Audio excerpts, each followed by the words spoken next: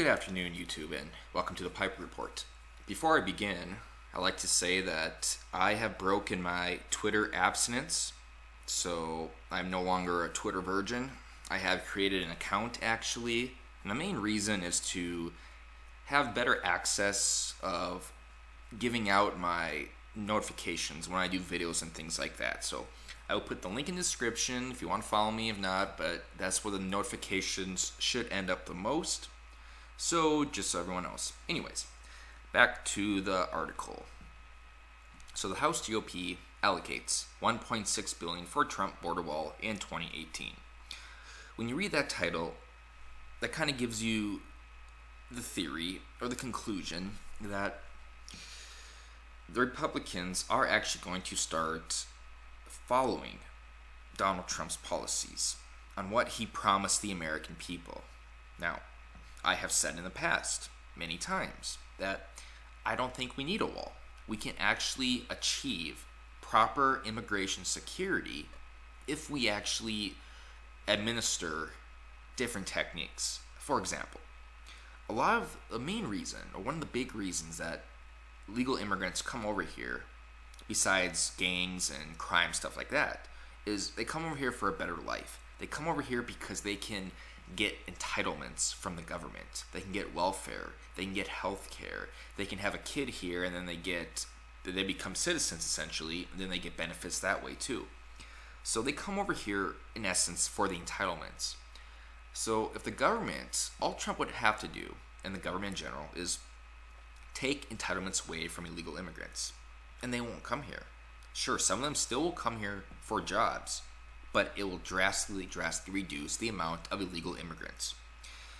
It's also noted that Donald Trump has, since he became president, decreased illegal immigration by I think 60%. So there's a big decrease here. My contention with the wall is as follows.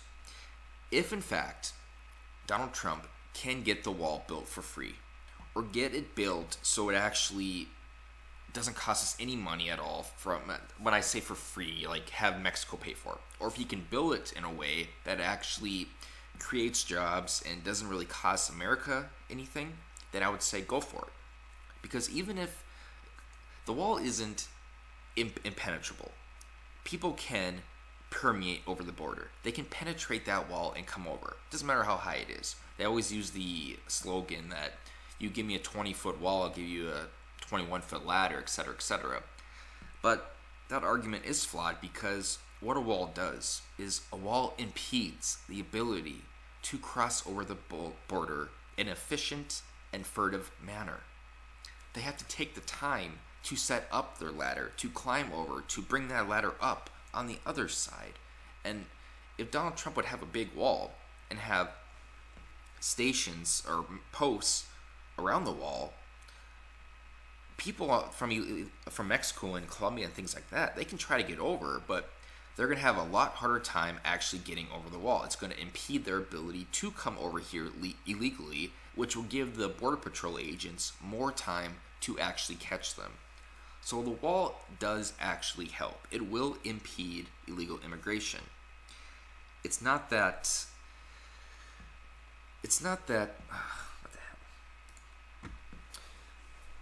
the wall is perfect, because the wall isn't. People will get over, but it definitely will help illegal immigration. So here's the article.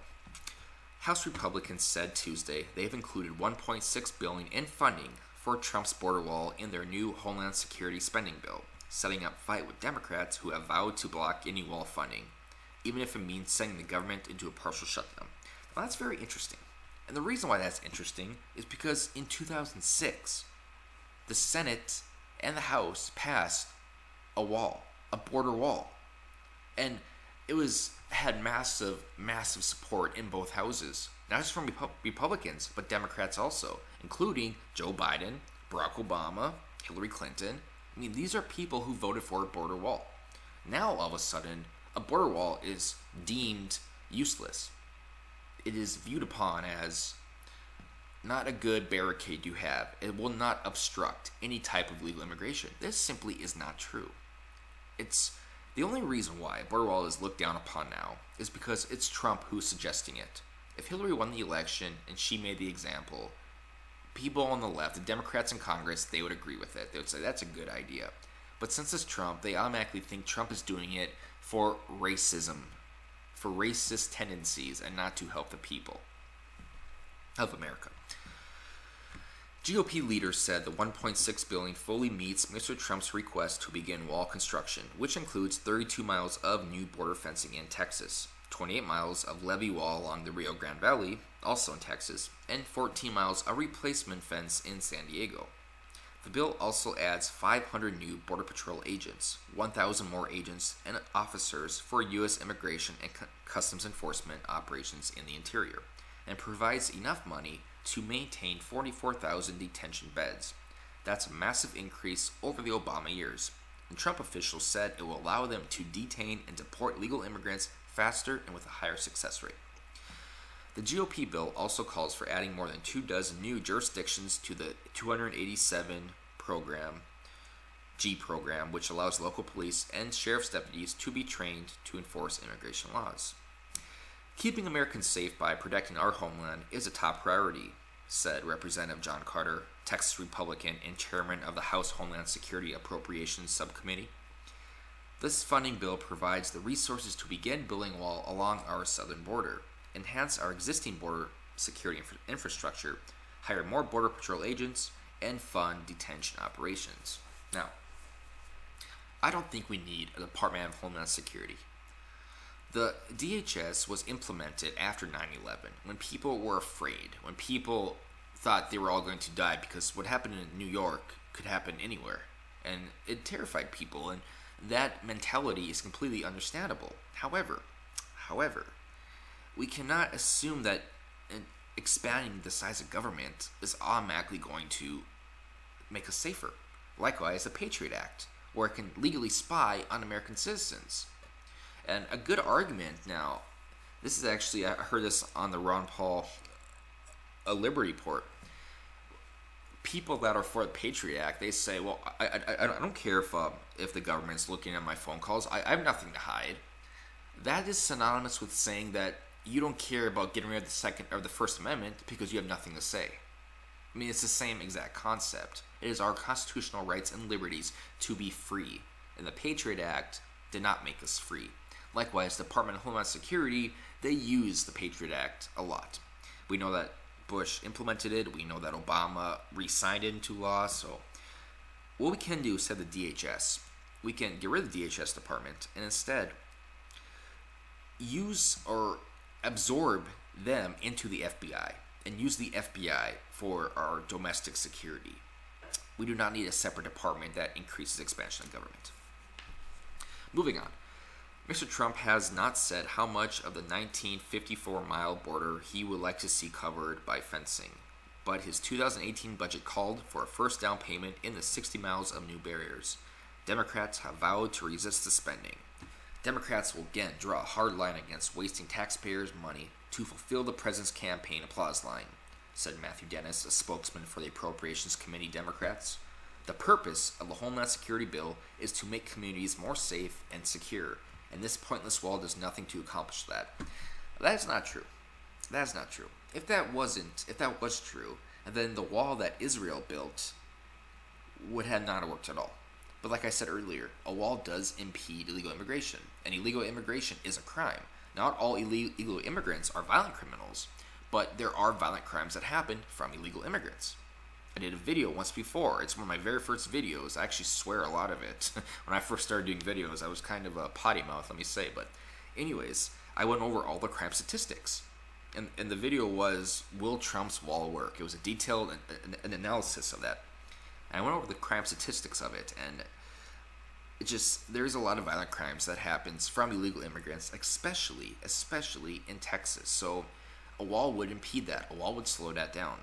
So I don't know why this guy is saying it won't do anything, because he knows it will do something, because Bill Clinton as president said he wanted a wall. 2006, Congress passed a wall.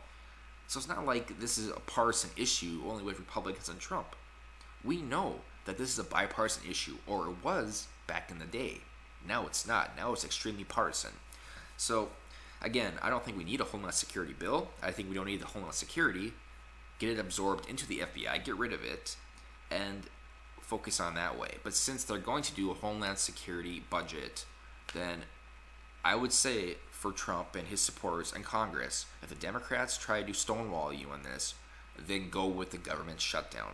Because if you acquiesce again, if you acquiesce to their demands, and they, for the second time, are able to get you to implement the budget that they want you to, then they know they own you. And you will never again have the opportunity or the ability to put your foot down, to make up your mind and implement the budget that you want. It just won't happen. You have to just take a stand now. And this will be the time to do it. Even if the government shuts down, you know that you took a stand. You cannot acquiesce if you want to get your legislation passed. Because if you don't do this, if you do not do this, it will harm you in the midterms. It will harm you in 2020. Just like Obamacare and universal health care. If you don't actually repeal it, you're going to lose a lot of your base. Sure, there's going to be a lot of moderates and people on the left who like you for that. Actually, they won't like you because you're keeping Obamacare, but you're basically putting it for a new name under Republicans. But if you didn't touch Obamacare at all and left it as is, the Democrats, you would gain some support, but you would automatically lose a lot of your base. So it's up to them. Do they actually keep Obamacare as is, placate those on the left but harm those who voted for them, or do they actually listen to those who voted for them and ignore those on the left? So it is kind of a sticky situation, but when in doubt, you should follow what your constituents want.